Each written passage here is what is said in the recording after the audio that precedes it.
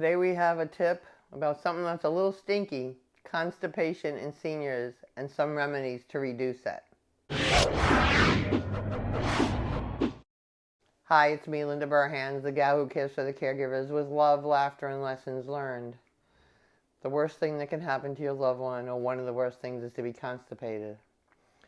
And before we even go to why they're constipated or how we can relieve it, make sure that you're checking with them regularly. I had a friend who his dad told him every day he was going to the bathroom, but he wasn't going to the bathroom. He had Alzheimer's, but he had always gone before. And it wasn't until the man was severely impacted and almost died when they got him to the hospital that they found out he hadn't had a bowel movement in like 2 weeks. So what can be the causes of constipation? A lot of different things.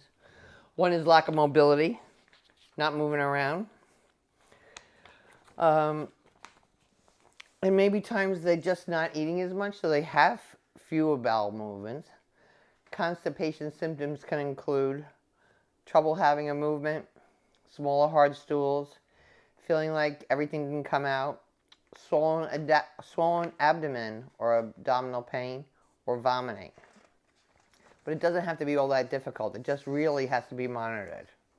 So the first thing I want you to do is avoid foods that are constipating. So not a lot of like white rice, unripe bananas, tea, cheese, and chocolate. I'm not saying you have to cut it out all together. You just don't want a whole bunch of it. What you want to regularly eat is beans, whole grains, vegetables, fresh and dried fruit.